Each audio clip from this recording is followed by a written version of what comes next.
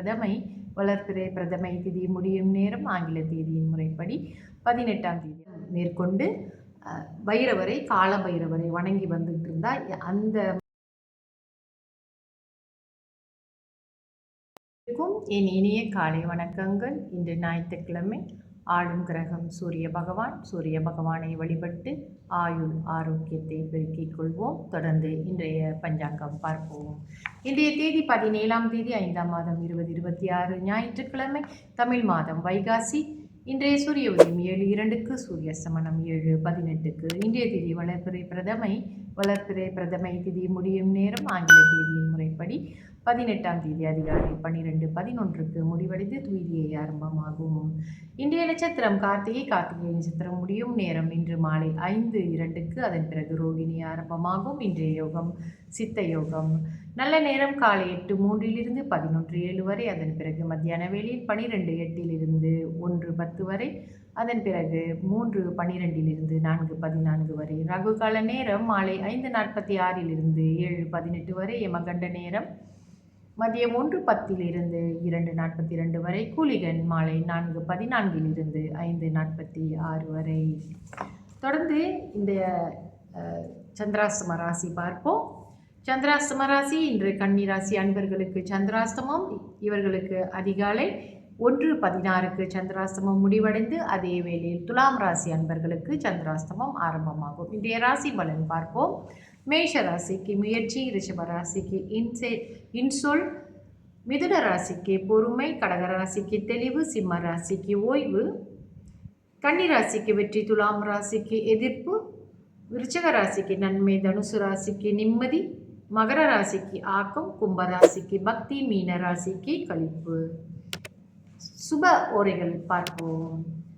முதலில் சுக்கிர ஓரை காலை 8:03 9:04 வரை. புதன் ஓரை 9:04 10:06 வரை.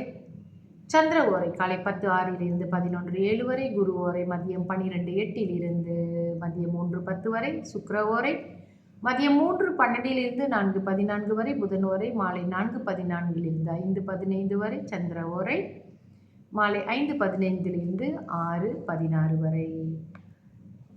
தொடர்ந்து இதுவும் ஒரு பரிகார விஷயம்தான். ஞாயிற்றுக்கிழமைகளில் ராகு கால நேரம், அதாவது பொதுவாகவே நீங்கள் ஞாயிற்றுக்கிழமை பார்த்தீங்கன்னா ராகு கால நேரம் சாயந்தர வேளையில் தான் வரும்.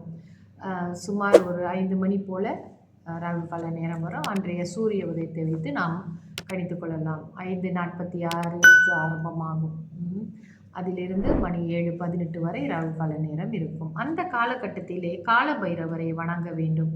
அப்படி வணங்குறதுனால நம்மளுக்கு ஒரு பயத்தில் சில பேருக்கு பில்லி சூனியம் ஏவல் செய்வினை தோஷம் இவைகள் மேலெல்லாம் அவங்களுக்கு ரொம்ப நம்பிக்கை இருக்கும். எப்போவுமே அதனால் ஒரு பயத்தோடு இருப்பாங்க. யாரும் நம்மளுக்கு பில்லி சூனியம் வச்சுட்டாங்களா, ஏவல் பண்ணிட்டாங்களா, செய்வினை தோஷம் நம்மளுக்கு இது, அதனால தான் நம்மளுக்கு இவ்வளோ கஷ்ட காலமாக இருக்குதா அப்படின்லாம் ஒரு சந்தேகத்திலே இருப்பாங்க. அப்படிப்பட்டவங்க என்ன செய்யலாம்னா, இந்த ராகு கால நேரம் ஞாயிற்றுக்கிழமையிலே வருகின்ற ராகு கால நேரம் மாலை வேளையில் தான் வருது. ஸோ அவங்க விரதம் மேற்கொண்டு பைரவரை கால பைரவரை வணங்கி வந்துட்டு இருந்தால் அந்த மாதிரியான ஒரு எண்ணங்கள் அவங்களை விட்டு அகலும். அந்த பயம் நீங்கும் அவர்களை விட்டு. அதனால் கால பைரவரை வழிபட்டு வாருங்கள். நிச்சயமாக உங்களுக்கு இந்த பயங்கள் எல்லாம் உங்களை விட்டு விலகும்.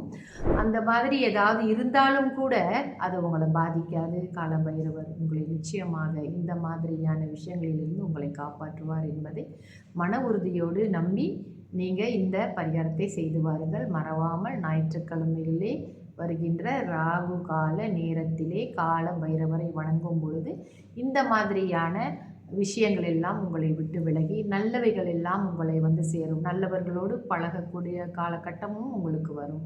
நம்ம பழகக்கூடிய மனிதர்கள் எப்படிப்பட்டவர்கள் என்று தெரிந்து நம்ம பழக வேண்டும். துர்குணம் படைத்தவர்களுடன் பழகாதீர்கள், அது உங்களுக்கு சரியல்ல. அதனாலேயே எப்பொழுதுமே இந்த தெய்வ நம்பிக்கை, தெய்வ சிந்தனை நம்ம மனசில் இருக்கும் பொழுது எந்த தோஷங்களும் நம்மை ஒன்றும் செய்யாது. ஏன்னா தூய்மையான ஒரு எண்ணம், கடவுள் அன்புமயமானவர். அவரை மனசில் எப்போவுமே ஒரு பிரதிஷ்டை நீங்கள் பண்ணிட்டீங்க அப்படின்னு சொன்னாலே கொஞ்சம் கொஞ்சமாக உங்களுக்கு தூய்மையான மனது ஏற்பட்டு சகல தோஷங்களும் உங்களை விட்டு கொஞ்சம் கொஞ்சமாக விலகும். சரிங்களா? நன்றி, வணக்கம்.